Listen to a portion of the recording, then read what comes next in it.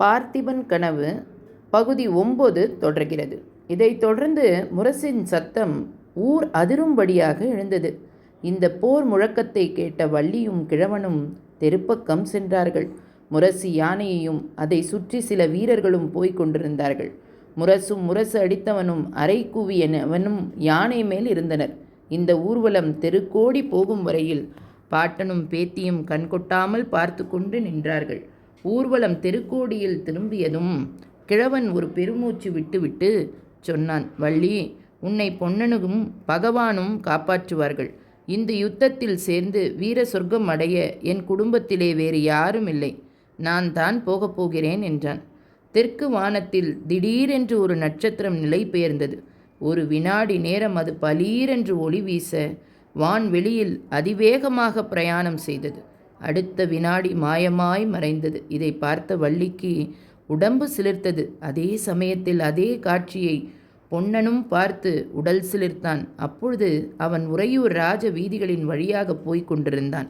பௌர்ணமிக்கு இன்னும் 4 தினங்கள் தான் இருந்தன. சுக்லபட்சத்து சந்திரன் வானவெளியில் ராஜஹம்சத்தை போல சஞ்சரித்து வெள்ளி நிலவை பொழிந்து கொண்டிருந்தான். உறையூரின் மாட மாளிகைகள் எல்லாம் அந்த வெண்ணிலவில் ஒளியும் மோகனமும் பெற்று சொப்பன லோகம் போல் காட்சியளித்தன. ஓடும் வண்டியில் ஏறும், வண்டி ஓடத்தில் ஏறும் என்று சொல்வதுண்டல்லவா. இந்த காலத்தில் திருச்சிராப்பள்ளி பெரிய நகரமாகவும் உறையூர் சிற்றூருமாய் இருக்கிறது. அந்த நாளிலோ உறையூர்தான் தலைநகரம், திருச்சிராப்பள்ளி சிற்றூர். 2 ஊர்களுக்கும் நடுவில் இடைவெளி இல்லாமல் கடைவீதிகளும் பல வகை தொழில் செய்யும் மக்கள் வாழ்ந்த தெருக்களும் இருந்தன. சீராப்பள்ளி மலையிலிருந்து மகாராஜா இறங்கி வந்து சேருவதற்கு முன்னால் பொன்னன் அரண்மனை வாசலை அடைந்துவிட விரும்பினான். மகாராஜா சுவாமி தரிசனம் செய்துவிட்டு மலை உச்சியிலிருந்து இறங்கி வரும்பொழுது வழியில் நின்று இளவரசருக்கு என்னத்தையோ காட்டியிருப்பார் என்பது அவனுக்கு ஒருவாறு தெரிந்திருந்தது. அங்கேதான் சோழ வம்சத்தின் அவமான சின்னங்கள் இருந்தன. பார்த்திப மகாராஜாவின் தந்தை மகேந்திரவர்ம சக்கரவர்த்தியின் முன்னால் வாளையும் வில்லையும் வைத்து அடிபணிந்து விதவிதமான இரத்தனங்களையும் ஆபரணங்களையும் காணிக்கையாக ஏற்றுக்கொள்ளும்படி வேண்டிக் கொள்ளும் காட்சி அங்கே சித்தரிக்கப்பட்டிருந்தது. அதை நினைக்கும் பொழுதே பொன்னனுக்கு இரத்தம் கொதித்தது. சோழ நாடு இந்த அவமானத்தை எத்தனை நாளுக்கு சகித்து கொண்டிருப்பது? யுத்த களத்தில் பல்லவர்களின் இரதத்தை பெருக்கி அந்த அவமானத்தை துடைத்து கொள்ள வேண்டாமா என்று எத்தனையோ முறை பொன்னன் சிந்தித்ததுண்டு. அப்படிப்பட்ட சந்தர்ப்பம் இப்பொழுது ஏற்பட்டிருக்கும் பொழுதுதான் மட்டும் யுத்தத்துக்கு போகாமல் வீட்டில் முக்காடிட்டு கொண்டிருப்பதா? இவ்விதம் யோசித்து கொண்டே பொன்னன் விரைவாக நடந்து சென்றான். பொன்னனும் வள்ளியும் உறையூர் கோட்டை வாசலுக்கு வந்த அதே சமயத்தில் ராணி அருள்மொழி தேவி அரண்மனை உத்தியான வனத்துக்குள் பிரவேசித்தாள். பல்லவ தூதருக்கு மகாராஜா கூறிய பதிலை ஏவலாளர்கள் உடனே வந்து மகாராணிக்கு தெரிவித்தார்கள். மன்னர் வரும் வரையில் பொழுது போவதற்காக ராணி உத்தியான வனத்துக்குள் சென்றாள். அவ்வனத்தில் செண்பக மலர்கள் அடர்ந்து வளர்ந்திருந்த ஒரு மூலைக்கு போய் அங்கே அமைதியாக பளிங்குக்கல் மேடையில் உட்கார்ந்து கொண்டாள். அங்கிருந்து பார்த்தபொழுது மேற்கு திக்கில் சூரியன் அஸ்தமனமாய் கொண்டிருந்த காட்சி அடிமரங்களின் வழியாக தெரிந்தது. மேல் வானம் முழுவதும் 10 மாற்று தங்க விதானத்தை போல் தகதகவென்று பிரகாசித்தது. பார்த்து கொண்டிருக்கும் பொழுதே தங்க நிறத்தின் சோபை மங்கி கொண்டு வந்தது. அடிவானத்தில் சூரியன் மறைந்தது. சற்று நேரத்துக்கெல்லாம் மேல்வானம் முழுவதும் ஒரே இரத்த சிவப்பாய் மாறிற்று.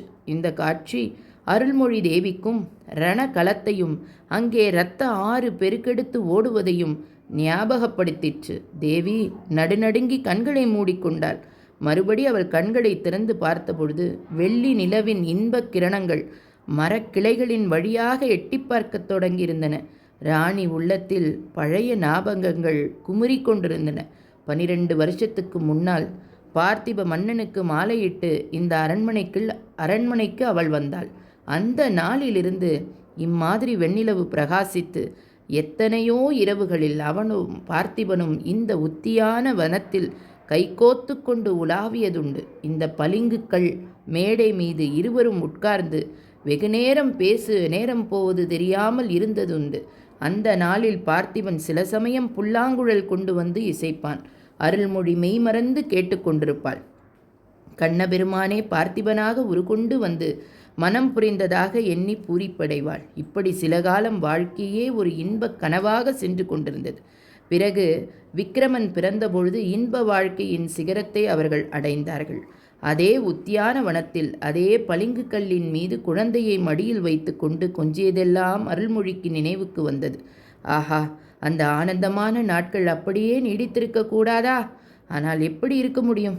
பார்த்திபனுடைய இருதயத்தின் அடிவாரத்தில் சொல்ல முடியாத வேதனை ஒன்று பதுங்கி கிடந்து அவனுடைய நெஞ்சை அரித்து கொண்டிருக்கையில் அவர்களுடைய ஆனந்த வாழ்க்கை எப்படி நீடித்திருக்க முடியும்? பார்த்திபனுடைய இந்த அந்தரங்க வேதனையை வெகுகாலம் கழித்தே அருள்மொழி அறிந்தாள். அறிந்தது முதல் அந்த வேதனையில் அவளும் பங்கு கொண்டாள். அதற்குத்தானே காரணமோ என்று எண்ணி எண்ணி மனம் நொந்தாள். ஆமாம், அவர்களுடைய கல்யாணத்தின் போதே அந்த காரணமும் ஏற்பட்டு விட்டது. அருள்மொழி சேர வம்சத்தை சேர்ந்த ஒரு சிற்றரசன் மகள். அந்த நாளில் அவளை போல சௌந்தரவதியான ராஜகுமாரி இல்லை என்று தென்னாடெங்கும் பிரசித்தியாகியிருந்தது. அவளை பார்த்திபனுக்கு